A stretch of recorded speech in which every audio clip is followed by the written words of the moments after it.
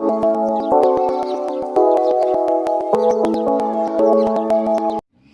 bismillahirrahmanirrahim. Assalamualaikum warahmatullahi wabarakatuh. Okey. Untuk bahasa Melayu darjah 3, kita sambung tajuk baru. Ni tajuk yang masuk dalam ujian ya. Tajuk last. Okey, CD11.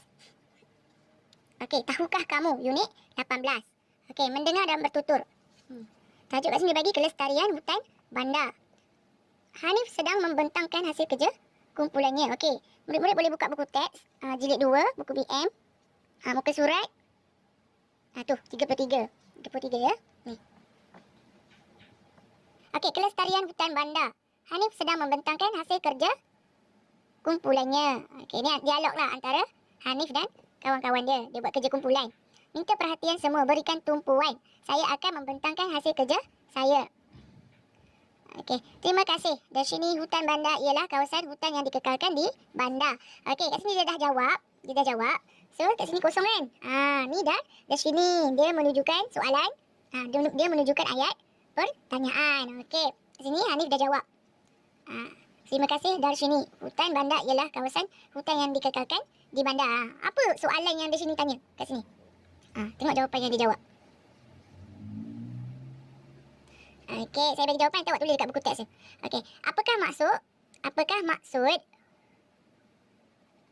hutan bandar? Apakah maksud hutan bandar? Okey, ayat pertanyaan mestilah ada kah? Okey, dia pun jawab. Hanif pun jawab. Terima kasih dari sini hutan bandar ialah kawasan hutan yang dikekalkan di bandar. Okey. Hanif, tolong jelaskan tujuan hutan bandar dikekalkan. Ni, Hanif nak jawab ni. Ni kosong kan? Lepas tu hutan bandar dikekalkan untuk melestarikan alam di kawasan bandar. Ni. Tujuan, fungsi.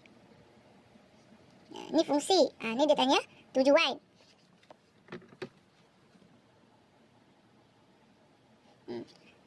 Apa jawapan yang kat tengah ni? Agak. Hanif, tolong jelaskan tujuan hutan bandar dikekalkan. Ni, warna kuning. Siapa yang tanya ni agak?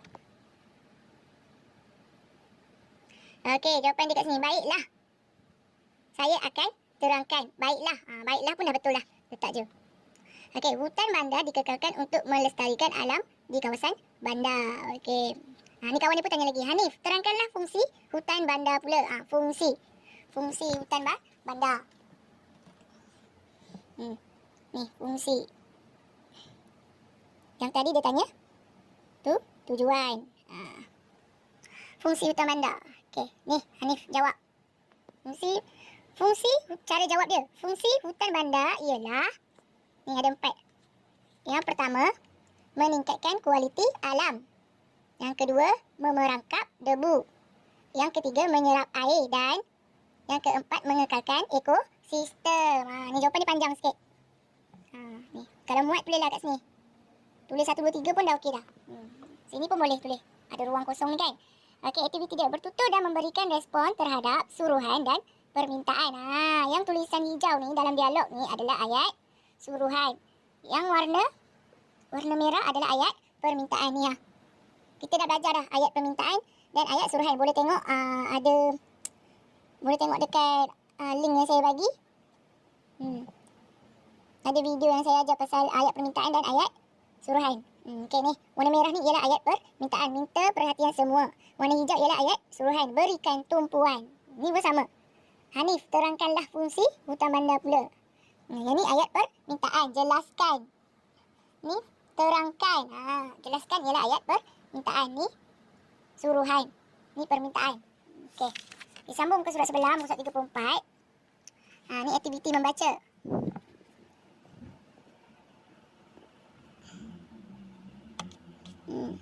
Bangunan berteknologi hijau. Hanif amat tertarik akan penerangan gurunya tentang teknologi hijau.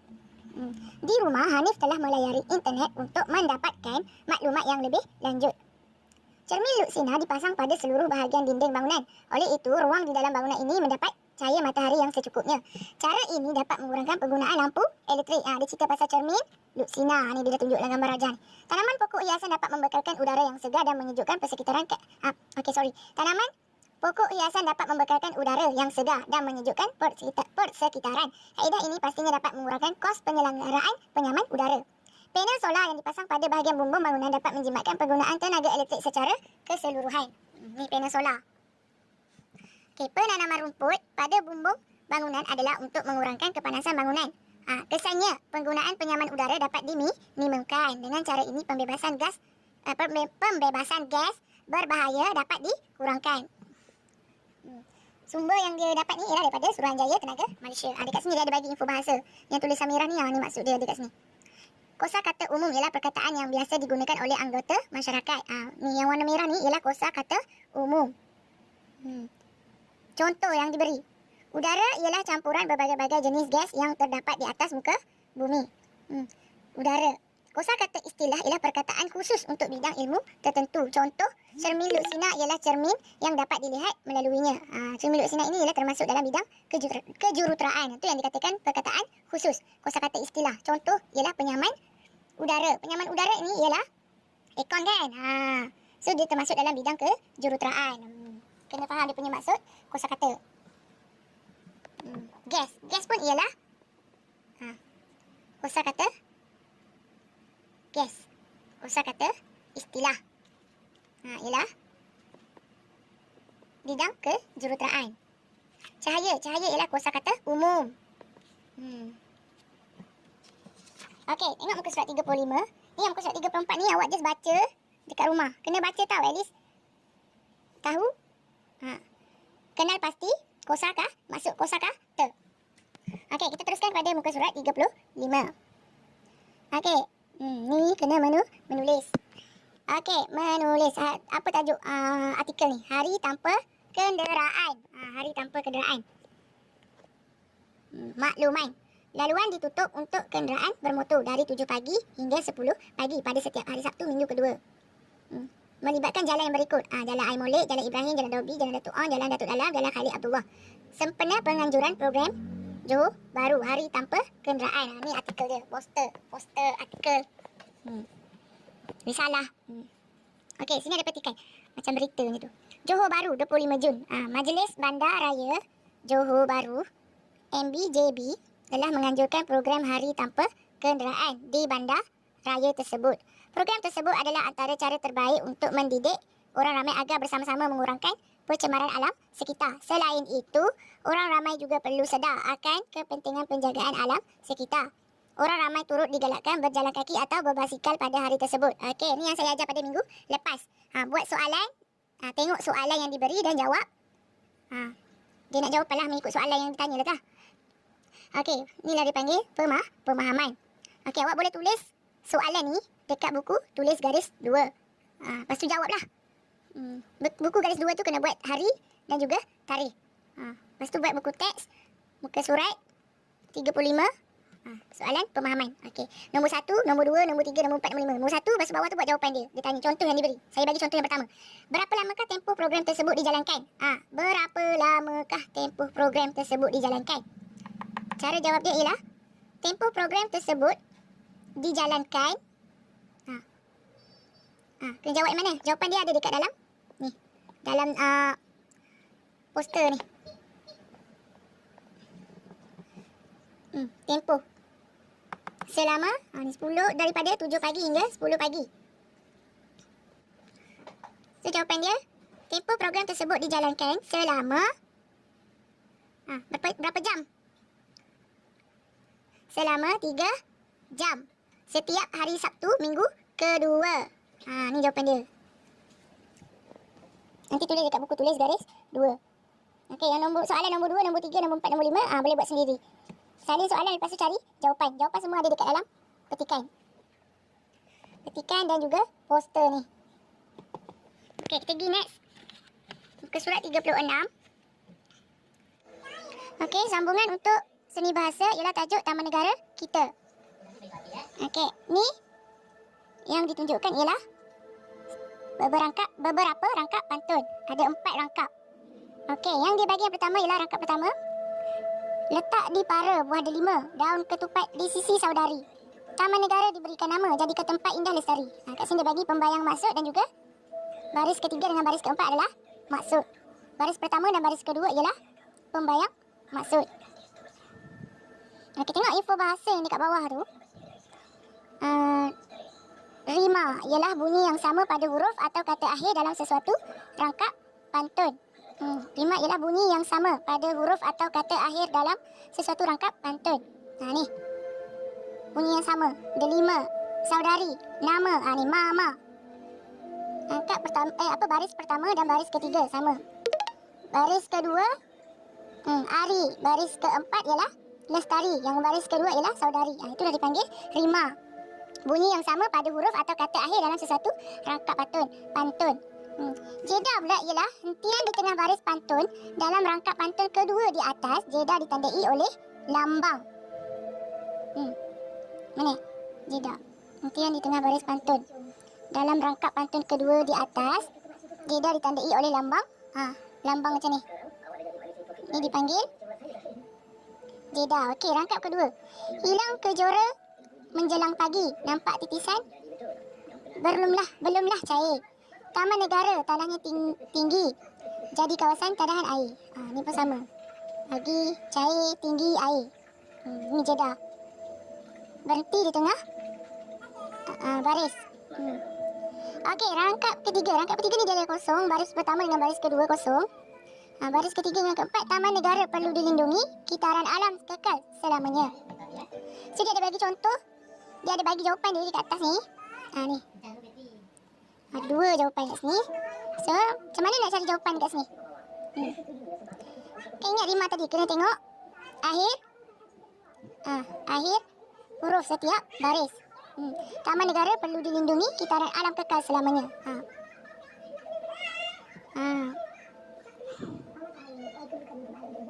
Ni jawapan dia. Pokok bidara di tepi perigi, pohon mempelam, lebat buahnya. Taman negara perlu dilindungi, kitaran alam kekal selamanya.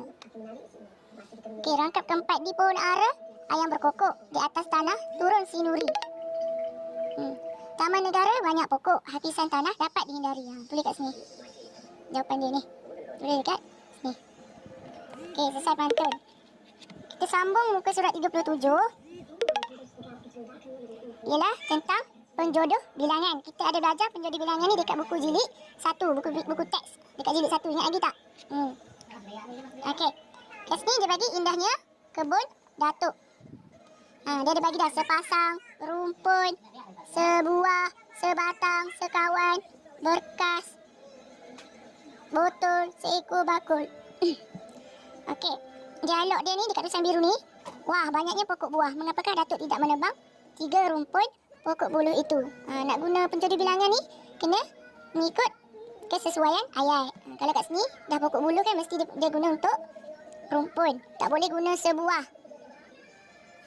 Sebatang. Tak boleh guna untuk kat sini, tak sesuai. Oh, barulah saya faham. Okey.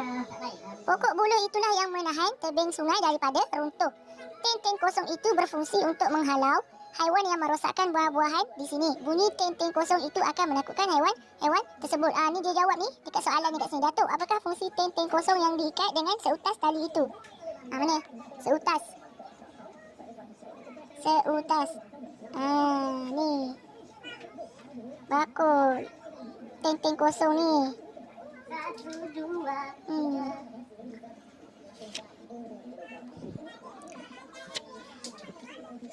Okey, dekat sini ada berapa penjodoh bilangan ni? 1, 2, 3, 4, 5, 6, 7, 8, 9, 10, 11. Buat ayat. Buat dekat buku garis 2. Buat ayat sendiri.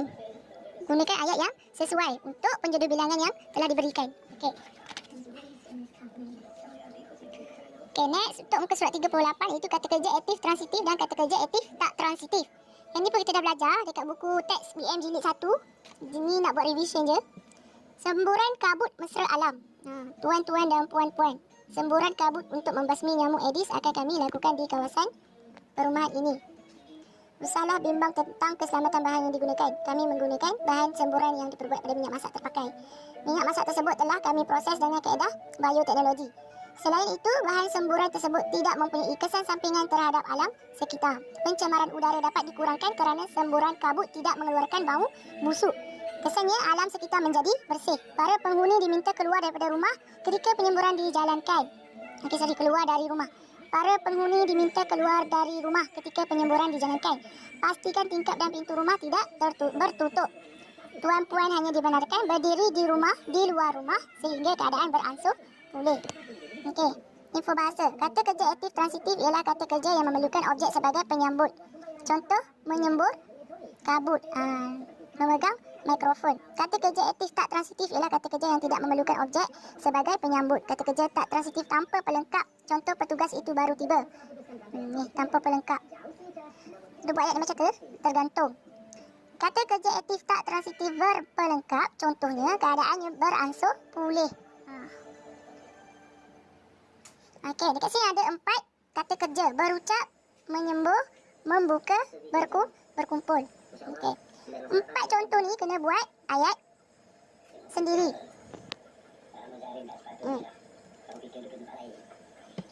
Buat je dekat buku garis 2, buku BM tu. Buat ayat sendiri menggunakan 4 kata kerja.